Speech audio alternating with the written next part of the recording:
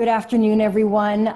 Thank you so much for joining us today for the State Treasurer's first ever 529-day conversation. We're very excited today to talk to you more about baby steps. But before we get started, I quickly want to go over a few house rules.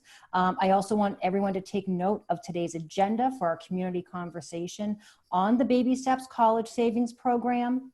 Many of you are aware of Baby Steps, but I first want to highlight Treasurer Goldberg's Office of Economic Empowerment. OEE is the first office of its kind in the country, which focuses on the promotion and advancement of policies that empower all Massachusetts residents. OEE programmatic priorities include closing the wage gap, increasing access to financial education, improving college affordability, and investing in STEM careers and education. As a state agency, we are required to inform you that today's session will be broadcast live on our OEE Facebook page. This Zoom webinar will also be recorded and shared on our social platforms for families who are not able to attend this afternoon. And please note that the questions function of the webinar will remain anonymous for users. As a friendly reminder that this is a webinar and not a meeting. As such, you'll not be able to view the other participants, but you are encouraged to use the chat feature to communicate with the host and panelists, and will be plenty of time with the panelists to ask questions. Q&A will be available throughout, and we'll make sure to answer every question during the conversation. I want to thank you again for joining us today for our first 529-day webinar. At this time, I ask that you join me in welcoming State Treasurer Deb Goldberg as she kicks off our 529-day conversation on baby steps. Thank you, Elena. As people often notice that when I'm talking about baby steps, I can't help but smiling all the time. Baby Steps Savings Plan was a dream of mine. Prior to me ever assuming the office of State Treasurer in 2014. And along with everyone who's presenting today and our wonderful Bob Hildreth from the Hildreth Family Foundation, we have been able to realize the dream by having executed different types of pilots to make sure that we gave all of you the best possible programming and opportunity. And today is the beginning of our blasting out a very important part of what we do, which is providing financial education as part of our 529 U Fund Savings Plan. And that is one of the key pieces for success.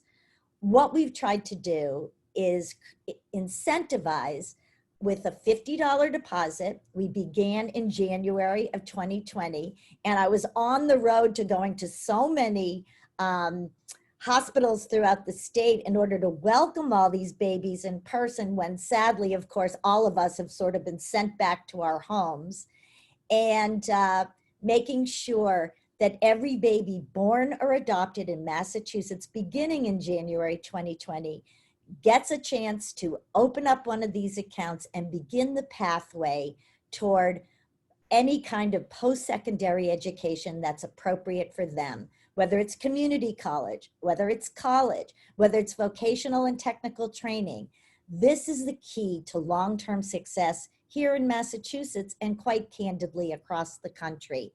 And by you participating with us, which I thank you so much for doing today. I know everybody's schedules are so crazy in this world that we're all living in, but by you participating with us, we are hoping that we can give you the answers you need and begin you and your family's path to your child's very successful life, whether you're a parent, whether you're the caregiver or a grandparent. We welcome all of you, and I look forward to working with you into the future. And of course, one of my most important partners is MEFA, the Mass Educational Financing Authority. And they work with us to hold your funds, to invest your funds, and they have been for years focused on ensuring that people have a successful pathway for their child. Do you know that kids are significantly more likely to go and get their education, when we create a culture that they know that there's a focus on this in their families. And so enjoy today. I hope it will be really informative for you. My friend Tom Graf is going to be next speaking with you from MEFA, and I am sure you're going to find this really interesting and helpful. Thank you so much for being with us. Thank you, Treasurer, and thank you for all the efforts you put into making sure this program is well received and prominent in the state. And we appreciate the work that you and your staff, Elena and Keenan, and all the other folks in the Treasurer's office are doing. So today is a 529 day, both in the Commonwealth and all over the country. It's unlike any other 529 day that we've ever had before. The circumstances with the what's going on all around us change, but what doesn't change is the importance of planning and saving for college. And a number of years ago, Congress passed these 529s, which were named after the section of the IRS code that provided certain benefits or incentives for families to save. The original incentive was that the earnings from the dollars you saved would be invested and grow tax-free over time. Massachusetts assisted that effort in several years ago by making a state tax deduction. The first $1,000 for a single or $2,000 for a joint were not tax-free. And those were great incentives. Treasurer talks about another incentive that was added just starting back at the first of the year, an incentive of putting $50 into all newborn accounts within the first year. And really has been a great opportunity to focus and focus on what we've long said, that starting saving early is really the key. Not everybody, very few can save all, but any savings you make really increases your flexibility in paying for school when your children get there, and certainly lessens the amount that people have to borrow it over time. And the great thing about these incentives, including the baby steps, is that early on, there's a lot to do for parents, and life is difficult and busy, and often you put things off a little bit. But by offering this $50 incentive, has really brought focus on people opening that account early and hopefully adding their own funds right away or over time. We often talk about the 529 kind of at a high level and the benefits from a tax and the number of people to save, but just wanted to focus for a few minutes today about what the outcomes of some of this savings has done. We've been running the U Fund with Fidelity Investments for over 20 years. And during that time, since its inception, nearly $5 billion has been distributed from the fund to pay for education for folks going on. And without programs like this and others that we've instituted over those 20 years, families wouldn't be aware of it and wouldn't be saving and wouldn't be earning interest and adding to it. I want to bring a couple of concrete examples to today's discussion. There are two families that we've worked with, the McCarthy family out of Westford and the Menounos family out of Winchester, who the McCarthy family, who recognized early on that education was important to them, and they knew they didn't have the resources to pay for it all at the back end. And in fact, they had triplets and then another child to follow. And very early on, they decided education was important to them, and they began saving. They started early. They were frugal. They put money aside where they could. They involved other people in their family, particularly a grandfather that got heavily involved in putting money away. And by starting early, their balances grew and their investments grew over time. And I believe the triplets will be entering school in September.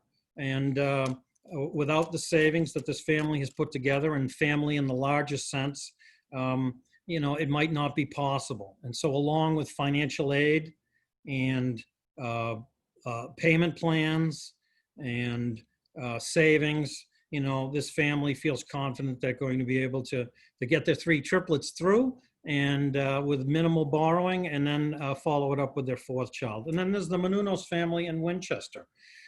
Very much like the McCarthy family, where they had a grandfather, a Greek immigrant, who came here and believed absolutely in education and how important it was. And he didn't just believe it in words, he believed it in actions. And he opened up U Fund 529 savings accounts for all his grandchildren, and began putting money away little by little for each of the families. And then certainly the Menounos family joined in and added to that. And their daughter will be going to school in the fall also, and wouldn't be possible without somebody in that family opening an up account, aspiring to go on and to higher education, and really taking action that made it easier. So I think those are two really good success stories. We've seen a number of those over time, and it really comes back to what we started with, which is, you need to start early, and incentives like the baby steps, like the state tax deduction, like the dollars in investment earnings growing tax-free, are real opportunities to get started. And what we find over the 20 years that we've run this program, that's the hardest step to take, the first step. Once we do that, it seems to be much easier. Folks, may, over time begin to make a little more money. They put a little more money aside and really start moving forward to having, some significant savings. Certainly during the current times, it is difficult. And families have to really pay attention to their expenses. One of the things that has heartened us is during the beginning of this year and through May, we continue to see families say that education is important and paying for education is important. And we've seen near record amounts of account openings and dollars come into our 529 accounts. So we view it as quite a success, and look forward to continuing to work with the Baby Steps program and giving more opportunities for families to open an account. And, just think of the power of starting an account when your child is a year old and trying to add to that over time, and compound interest in earnings in those accounts is really very powerful. And again, like we say often, it's unlikely that most families are going to be able to save all, but everything you save allows you to make better decisions about the school and the location and where you go, and also can limit the amount of funds you might have to borrow once you get there. So I thank the participants for coming into this. I know there's a Q&A to follow.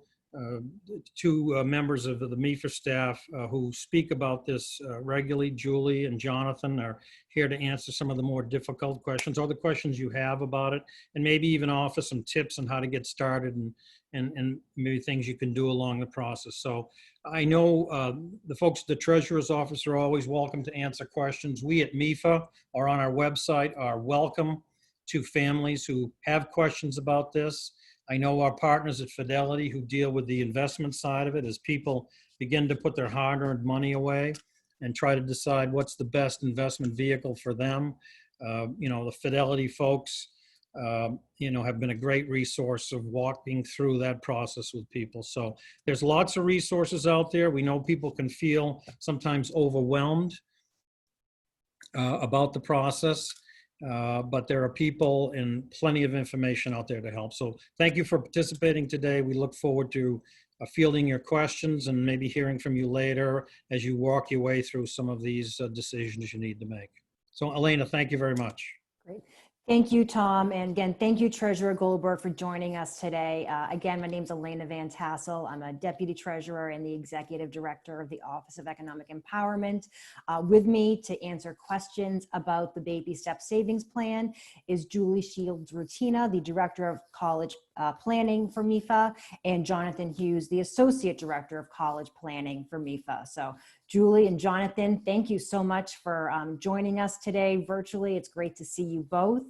And I just want to encourage participants in the webinar. We're going to start off by, putting out there a lot of the frequently asked questions that we get about the Baby Steps Savings Plan, but please do use the Q&A function to ask questions, and we're going to try to get to all the questions during this webinar. So why don't we start off, Julie, with you. Could you start by describing how the U Fund 529 plan works? Sure. Thanks, Elena. Yes. So a family would just go to fidelity.com/ufund, and there's a great first web page there that gives lots of detail, and someone would go and open an account there. And then once the account is opened, then they can put money in on a regular basis or once in a while, whatever works for them. And the money then grows tax deferred.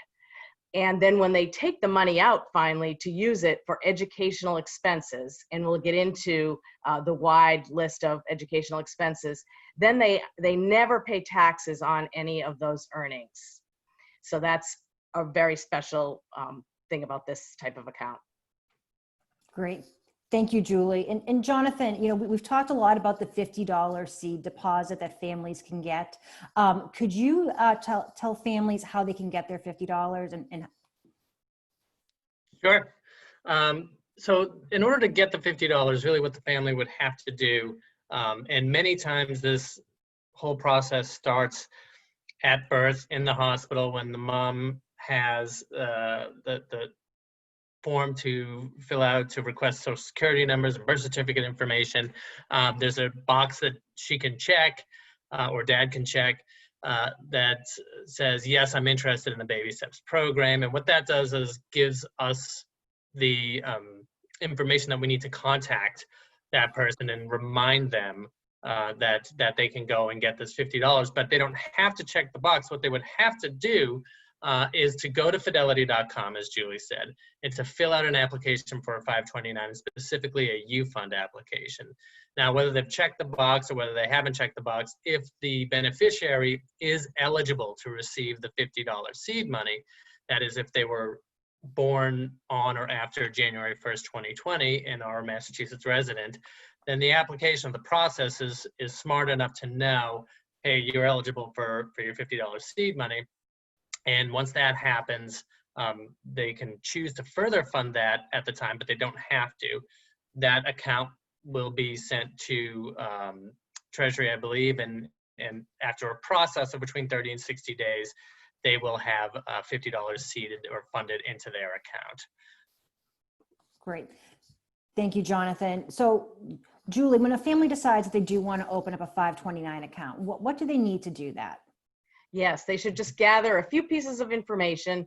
So the parent or account owner they would have to, for the application, put in their name, their social security number, or an employer identification number, tax ID number, date of birth, their legal address and phone number and email address, if they have that, and then employment information if they're employed. And then for the beneficiary, which is the child, they would need name, social security number, date of birth, and legal address. Great. Thank you, Julie. And if families need help with that process, who could they contact? What should they do? Yes. So again, right on that front web page for fidelity.com/ufund, they can scroll down, read all of the information, and then there's a toll-free number. There's also a chat feature, and Fidelity has lots of representatives who can help them and answer all kinds of questions about, completing the application or other questions about the U Fund. Great. Thank you, Julie. So Jonathan, Julie just talked a lot about the owner and the beneficiary. Can you talk about some of those basics, explain what the owner is versus the beneficiary? Yes, yeah, absolutely. So the owner of the account is whoever is actually in charge of the account. So that is oftentimes a parent, although it doesn't necessarily have to be, could be a grandparent. It doesn't have to be any specific relationship to the beneficiary at all. But the owner is the person who actually controls the account. So who can direct the investments, who can withdraw or direct funds from the account. And the beneficiary is the child who, you know, we're saving for, essentially. There is one other thing that I think bears mentioning, which is there's the ability to add a successor owner to an account, and that is something that you can do while you're setting up the account for the first time, or something you can add later to an account. So the successor owner is somebody who, if for whatever reason, you know, God forbid something was to happen to the owner, the successor owner could then easily assume control of over the account. Some people sort of automatically assume that would happen with the beneficiary, but it does not. And in fact, the successor would need to be at least 18 years of age in order to take over the account. So it's not necessarily recommended that the beneficiary and the owner, the beneficiary and the successor owner be the same person. So owner, successor owner, and beneficiary. I would point out one other thing too, which is you really can't change an owner after it's already been established. Beneficiaries you can change, successor owners you can change, but the owner who has control over the account, when you set up who that person is, make sure that that's going to be the owner for the account life. Great. Jonathan, thank you. And we just got our first question from one of the participants. Julie, perhaps you can answer this. This person asked if this account is similar to a 529 account, and can an existing 529 account be rolled into the BabySteps plan? Oh yes, that's a great question. So the nice thing about 529 accounts across the country, all of them can be rolled into each other with no penalties or tax implications. So someone would, to receive the BabySteps $50 seed money, would open a U-Fund account and then could decide to roll money from another 529 in at any point. Great. Thanks, Julie. We just got another question too. Could Jonathan or Julie, could you explain the tax benefits of the 529 account? Sure. Oh, I'll take that one too. No, that's fine. So the tax benefits there are both federal and state tax benefits here in Massachusetts. So the federal tax benefits, which are the same for all 529 plans, are that these accounts grow tax deferred. So as the account earns money, there are no taxes assessed, and then they grow that way. And when a family takes the money out and uses the money for qualified educational expenses, which are tuition, fees, room and board, books, required supplies, all of that. And that's even been expanded very recently to include things like some K through 12 expenses, some student loan repayment, some expenses related to apprenticeship. So it's a very wide list of qualified expenses. So as long as a family uses this money to cover those qualified expenses, then they never pay taxes on the earnings. And then within Massachusetts has a state income tax deduction for contributions to the U-Fund as well. And so single persons can claim up to $1,000 deduction, and married persons filing jointly can claim a $2,000 state tax deduction. Julie, since we're talking about qualified expenses, we just got asked, can this be used for a master's or medical school or graduate school? That's a question we get a lot. And that is a great question. Yes, it can. So, yes. Thanks, Julie. So Jonathan, I have a question for you. And again, this is another one we get a lot. Once the account is open, how can families start to contribute? Yeah, sure. So families can contribute in a number of ways. So you can submit checks directly to Fidelity. You can set up an automatic withdrawal account from your checking or savings account to be withdrawn on a periodic basis. You can go onto the website and process a one-time electronic payment. And all contributions don't have to come from the owner. So I think Tom mentioned in one of his examples, parents and grandparents and everybody, sort of the larger family getting in on the act and contributing, which I think is really important. I always tell the story about my 529 account for my son. Whenever I saw my aunt, she would give me $25, a $25 check for his U Fund account. And it was very easy to just take a picture of the check with my phone and deposit it into his account. They offer that mobile check deposit. And specifically, one thing I wanted to mention too is that you have the ability to set up an actual gifting page for your child.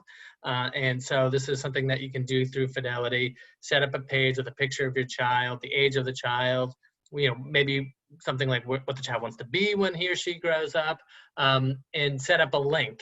And times like birthdays, first communion, bar mitzvahs, whatever it might be, you can email that link out to family and friends so that they can gift money directly into a student's account, which I can't believe I haven't done for my son yet. It's really, really bad that I haven't, but I should do that. I will do that. But it's a fantastic way to save. As Tom said, having the external family and family in a larger sense get involved is huge.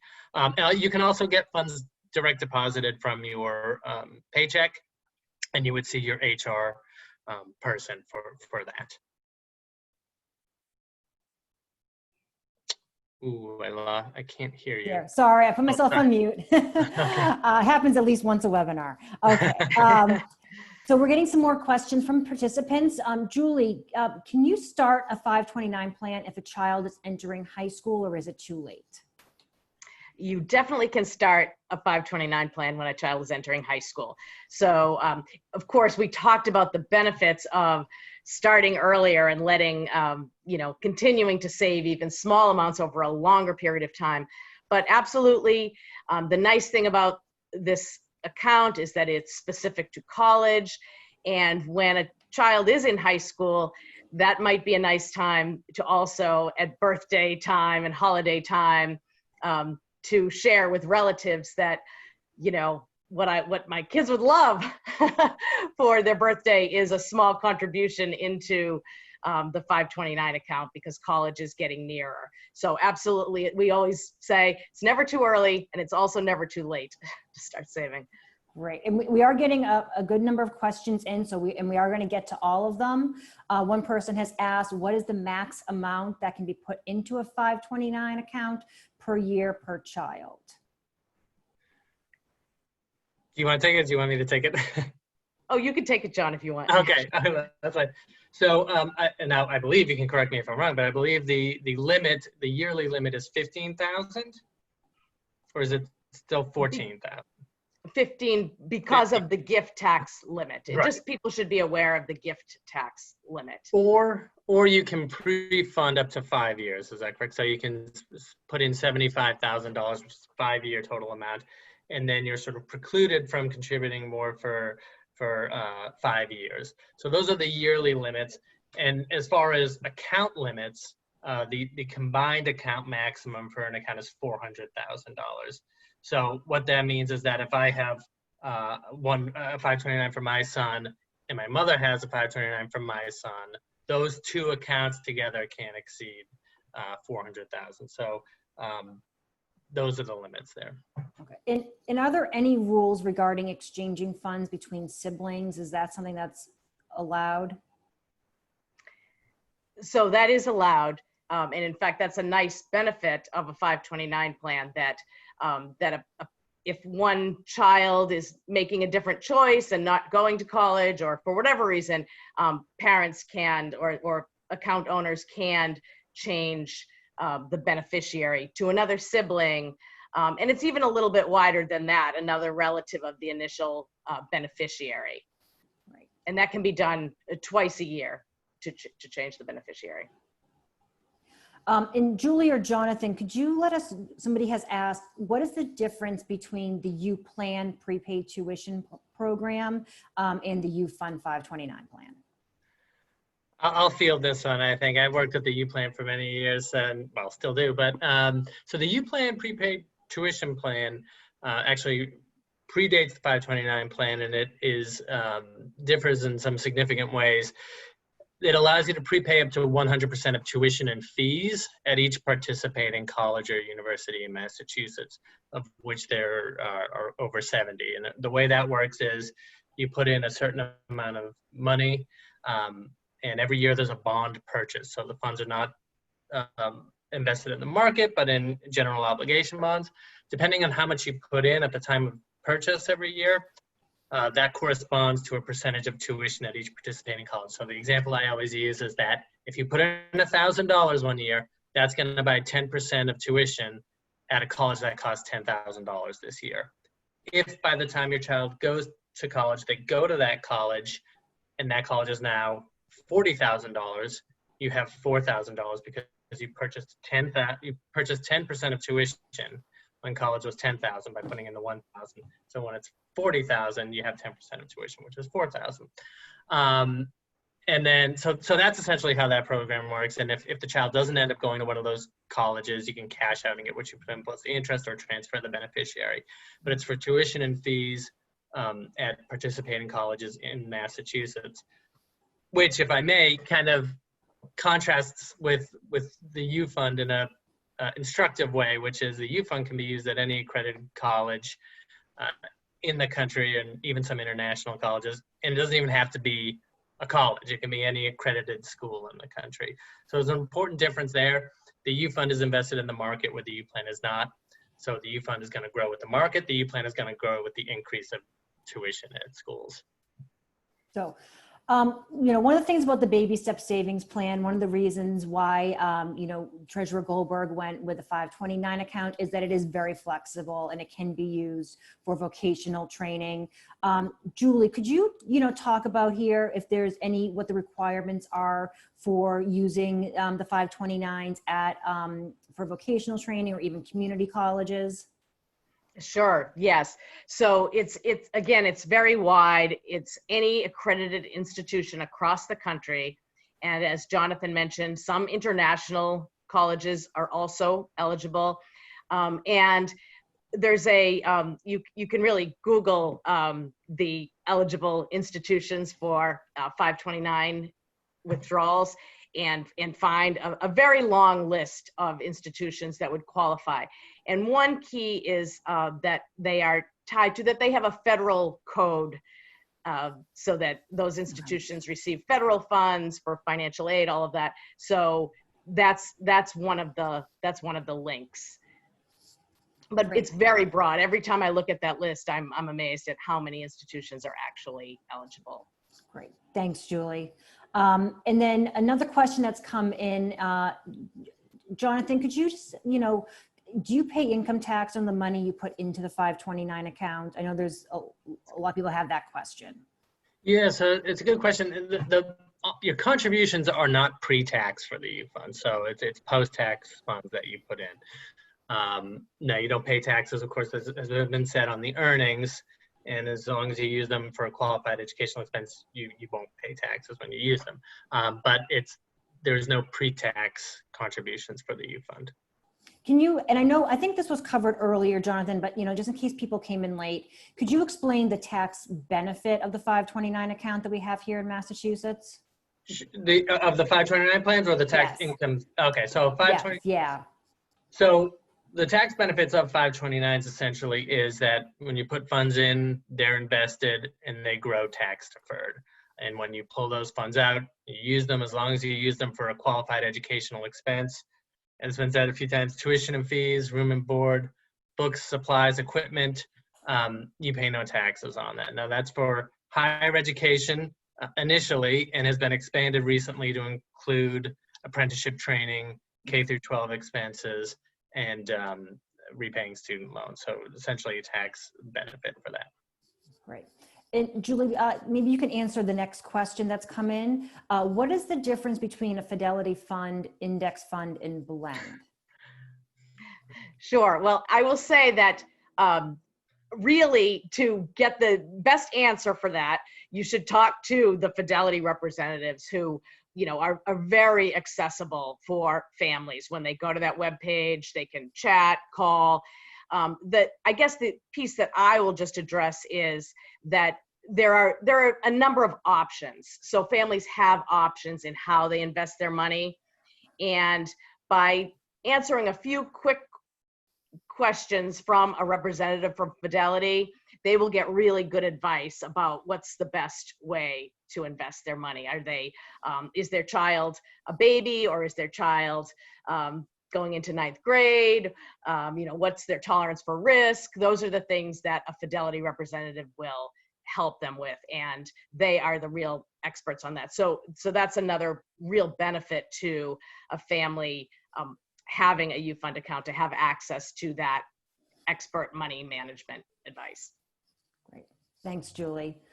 Jonathan, I'm gonna, maybe you can answer the next question. Can a beneficiary have multiple accounts? Like if another family member wants to set something up, like a grandparent, we talked a lot about grandparents setting up accounts, and that way they also get the tax benefit. Yes, a beneficiary can have multiple accounts. So it's okay for parents to have one account for a child and grandparents to have another account for a child. And that's where you get into, sometimes there's a combined account maximum where all the accounts together can't exceed a certain amount. But yes, it's completely fine, bearing in mind that the owner has control over the account. Sometimes grandparents like to have the control over the account, or somebody other than a parent wants to contribute and wants to be in control. That's fine. Great. Thanks, Jonathan. Sure. And actually, Jonathan, I have another question for you. Can you sign up a child for Baby Steps before the child is born? So not quite, no. I mean, you might get that box to check before birth sometimes, and if you do, that's fine. You can check that, and that'll put you on the list to be reminded that you have this option and you have this money set aside for you. But in order to open a 529 account with a beneficiary, the beneficiary has to have, well, a name, a date of birth, and a social security number. So you can't open up an account without that. So you're probably looking at a few weeks after the birth of the child at the earliest to set up the Baby Steps account. Great. Thanks, Jonathan. And Julie, this question has just come in, and we get this question an awful lot when we talk to parents. Does the 529 account funds affect financial aid? Oh, that's a great question. Yes. So, a 529 account is considered a parent asset when a family applies for financial aid. So the types of things that are considered when a family is applying for financial aid are parent income, student income, parent assets, student assets, size of the family, how many students in college, a wide range of things. And actually, parent assets are considered very minimally in the financial aid application process. So the biggest driver of when a family is applying for financial aid is parent income and family income, whereas assets, and especially parent assets, are treated at the rate that we always say of no more than 5.6%. So what that means, in a sense, the example I use is that if a parent has saved $10,000 in a 529 plan, that increases the amount that they're expected to pay toward college costs in a year by $560. So they're counted, but they're counted in a very, I think, a very reasonable way. Great. Thanks, Julie. Jonathan, when can families start to deposit funds into their U Fund account? They can start to deposit funds as soon as the account is set up. So parents will know, or owners will see when they're setting up an account. Once they get to a certain point and they have their account number, so Baby Steps customers, you don't have to fund the account right now. There's going to be a $50 seed from Treasury in about 30 days. But if you want to, you can do it right then. You can put in your bank information, or you can send a check, or you can sign up for an automatic withdrawal at the same time that you're opening the account. So they can do it as soon as the account is open, essentially. Great. Thanks, Jonathan. Julie, so when it does come time for higher education, when the child goes to college or vocational training, is there a limit for withdrawing funds for those qualified expenses? That's a great question. And I will share, I have used mine. I have 2 children, one graduated from college and one is in college right now. So there is no limit when a family calls Fidelity to ask to withdraw information, withdraw funds. Fidelity is not going to limit them. But what a family wants to keep in mind is they want to know what the educational expenses are. And they don't want to take out funds that are more than those educational expenses. Because if they take out funds to meet those expenses, that's where there's no tax assessed whatsoever.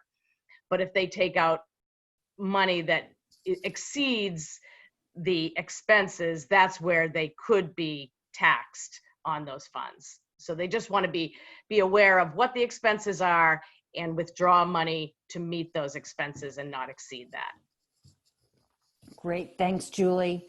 And then Jonathan, here's another question. Again, we often get when we talk to families. What if my child, does not end up going to college or participate in vocational training? What happens to the 529 account? So what happens, as we mentioned a few times, if the child doesn't end up going to college, or doesn't end up using it for vocational training, you can transfer the beneficiary, right? So if there's somebody else in the family, whether it's a sibling or a cousin, or even another parent that might be going to school at some point, you can transfer it over to that person. You can also, there's not really a time limit that you have to use these funds into. You can really hold on to these funds for a while. So if you think things may change, even way down the line, you can still hold on to those funds. If you, and you still can use funds for K through 12 and for paying student loans, etc. But if you have to cash out the funds and not use them for a qualified educational expense or for a qualified way, then the earnings are subject to a 10% penalty, with some exceptions, kind of tragic exceptions. And the earnings will be taxed at the owner's rate of income. So not what you put in, not your principal, but the earnings on that. So that's what happens if for whatever reason you can't use the funds as intended for the most part. Great. Thank you, Jonathan. And then somebody does have a follow-up question. Julie, maybe you can answer this. Beneficiaries can have multiple accounts, as you said. Are there any restrictions in terms of location where the 529 is set up? Can you have accounts in different states and from different financial institutions? I'm happy to answer that. No, there are no restrictions. So that, again, is the nice thing that 529 plans across the country, can have, anyone can have an account in any of those places.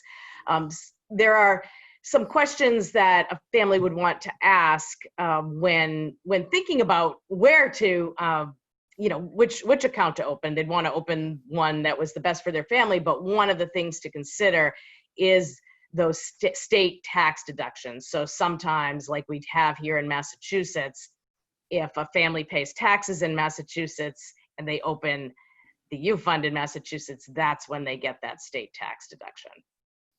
Great, thanks, Julie. Jonathan, if a family has multiple children, do they need separate accounts? Oh yeah, so that's a good question. They don't necessarily have to have separate accounts, although I think it's probably a good idea to have separate accounts. And the reason being,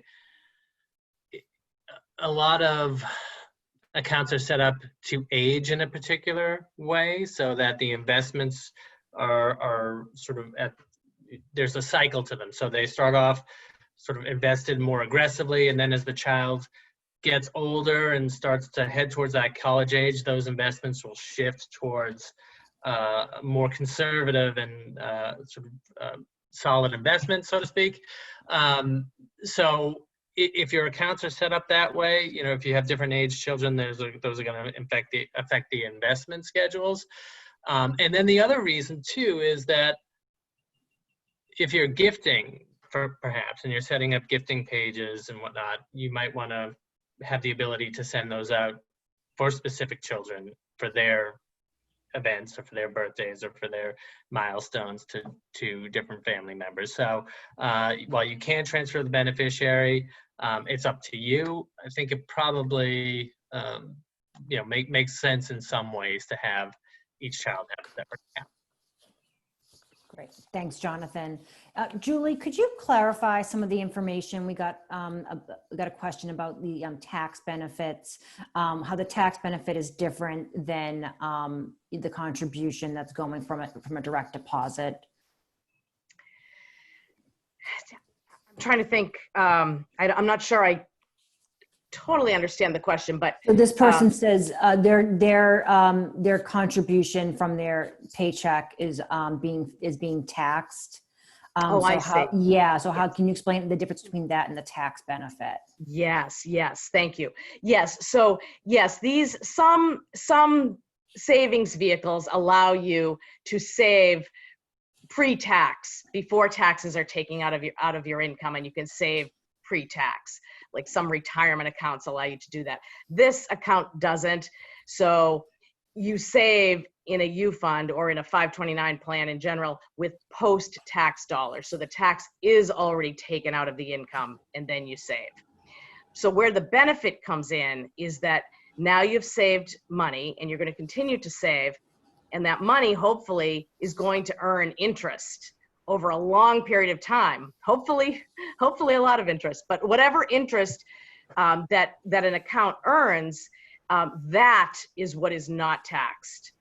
And it's never taxed as long as then you use the funds to pay for qualified education expenses. So that's where that federal tax benefit comes in. And then as for the state tax, that is if you choose to put money into a 529 plan here in Massachusetts, then you are able on your income tax return to deduct the $1,000 if you're single and $2,000 if you're married filing jointly, up to that as a state tax deduction when you file your income tax return. Okay. Julie, thank you for that additional information. And then Jonathan, what happens if a family doesn't have a Social Security number? Can they still open up an account? Yeah, so if for whatever reason the owner or the parent does not have a Social Security number, I think it was mentioned earlier, you could still open one with a tax ID or employer ID number.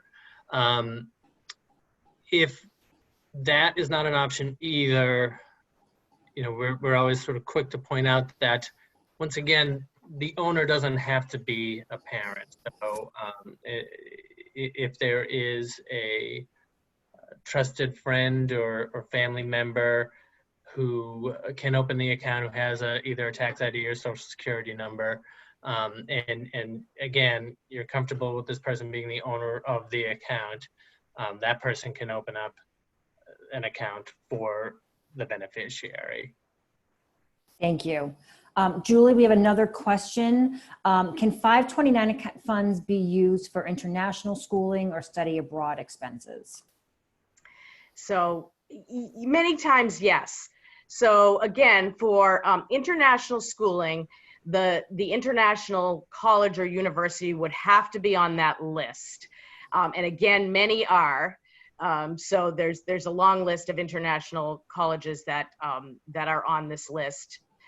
So that would be okay. With study abroad, many times the family is paying tuition to the U.S. college or university, and then that's the study abroad program is paid through there. So that also works. So either way, but again, not all international colleges and universities would be eligible. So it would be great to make sure that the one that they're interested in is on that list and has that federal school code. Great. I'm just going to answer a question that we typically get How is the Baby Steps Savings Plan being funded? We've talked an awful lot about the $50 seed deposit, and that $50 actually comes from the Economic Empowerment Trust Fund, which is a recognized 501c3. It is not funded through taxpayer dollars. Is funded through public-private partnerships, and the founding sponsor, and I know Treasurer Goldberg mentioned this at the beginning of the webinar, is from Bob Hildreth of the Hildreth Stewart Family Foundation. So that is how the $50 is funded. Julie, I do have another question that maybe you can answer. You might have already covered this a little bit, but how do you use savings for qualified expenses when it does come time? Do you withdraw cash? A great question. So you can either log into your Fidelity account, and we didn't talk about that, but once you open a UFund account, you can be prompted to set up a whole online account with Fidelity. So you can do that online. I actually usually call, and that's easy to do as well. And you can just call the toll-free number and tell them exactly what you want to do, and they ask you a few questions, and then you can withdraw the amount you would like to withdraw. And you can either have them send the withdrawal directly to the college, or you can have them send it to you. And so either way, and families have that choice. The only caution is that always families should just be making sure they keep track of those annual educational expenses versus annually how much they are withdrawing from the account to make sure they get that big tax benefit. Great. Thanks, Julie. And then Jonathan, can a parent enroll all of their children in Baby Steps? What if the child is born before January 1st of this year? Yes. So in order to be enrolled for Baby Steps specifically, the child has to be eligible and this has to have been born or adopted on or after January 1st, 2020. So if you have one child who meets that criteria and other ones that do not, they can't all be part of the Baby Steps program and receive the $50. Only the one who's eligible can do that. However, they're all able to sign up for the UFund 529 plan and can all participate in that program. It's just the only difference comes with that $50 seed money, which is only eligible for the child who was born on or after January 1st. Great. Thanks, Jonathan. And then Julie, another question about the mass tax deductions. If you make contributions to multiple 529s for multiple children, does that increase your deduction, or is it just is it combined? It's a maximum of $1,000 for a single person and $2,000 for a married couple filing jointly. Okay. Great. Thanks, Julie. And Julie, another question too, we talked a lot about the direct deposits. Can any bank account be linked to a 529 in order to make those regular contributions? Yes, it's always funny that any bank account, but most bank accounts, a family can just link their bank account, and so that automatically money can be contributed. And I mentioned at the beginning, that a family can contribute once in a while to these accounts, or can set up that automatic deposit and have money going in on a monthly basis. And either one is absolutely fine and whatever works for the family. But what we have seen is that families who do set up an automatic withdrawal from a bank account do tend to save more, just because they don't have to make that decision every month.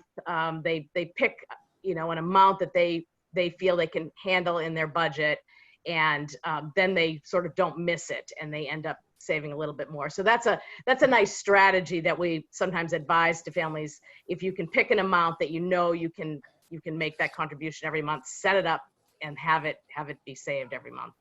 Great. Thanks, Julie. I know you did cover this, but somebody did ask, and I just want to make sure we do answer all questions. Could you share again about 529s and financial aid? We do get this question all the time. Yes. So yes, a 529 plan is considered an asset, just as any other asset, your savings accounts, your investments, your checking account, in some cases, your home and other real estate. So it's just considered an asset. And all assets are treated very leniently in the financial aid application process. So they're treated at a rate of no more than 5.6%. So earlier I gave the example of someone saving $10,000. Let's just take a different number to make another point. Let's say a family has $100,000 in assets that are parent assets, and a 529 plan could be part of that. Then a family with $100,000 in assets would be expected to contribute $5,600 more to their students' college education per year. So again, 100 and 5,600. It's counted, but in a very reasonable way. Great. Thanks, Julie. Thanks for going over that again. I know that we often get that question, so that's really helpful to all the families out there. We are starting to approach 1 o'clock. We are, if there's any remaining questions, please feel free to put them in. One thing that we have not really had a chance to talk about is the financial education portion of Baby Steps. One of the goals of the program is financial education, not just for the student, but the parent as well too. And although we are having a pause at in-person programming right now, we do have digital resources that are available. If you go to the BabyStepsSavingsPlan.org and go to the financial resources section, and we'll actually put the link in the Zoom webinar chat. There is the portal right there to the financial education section. And we do encourage families who want to learn more about college savings to access those tools. You do not need a Baby Steps account or a 529 account to access those tools. They're open. That system is open to all. We did get one more question in. What happens, okay, Jonathan, maybe you can answer this one. What happens to the 529 account if not all the savings are used for the child and there's no other children to transfer to? Can the funds be withdrawn? What are the penalties or restrictions? Sure, yeah, so a good question, and we talked a little bit about it earlier. I would say in this case, for this question, if you didn't spend all of the money, I guess I would ask why you have some of it left, because if it's for a scholarship, for example, that might affect things. So you can cash out the remaining amount in that instance and not be subject to the 10% penalty that I mentioned earlier, but your earnings would still be taxed at your rate of income. So if you have funds left over, you can hold on to them in case you think you might need them. Maybe it's undergraduate school and the child might end up going to graduate school. You can use 529 funds for graduate school. You can use funds to pay student loans. So if you have some money left over, you could do that. If a student has student loans, then you can help pay those. But if you have to cash out funds and they're not for a qualified expense, you pay 10% penalty on the earnings, with the exception of scholarship. So you wouldn't pay 10% on that portion if you couldn't use that, and death and disability of the student, of course, which would not be applicable here and hopefully never would. And then, so 10% penalty on the earnings and then tax at your rate of income. Great, thanks, Jonathan. And then we did get another question in, Julie. If a grandparent is an owner of the 529 account, does that count as a parent asset for financial aid?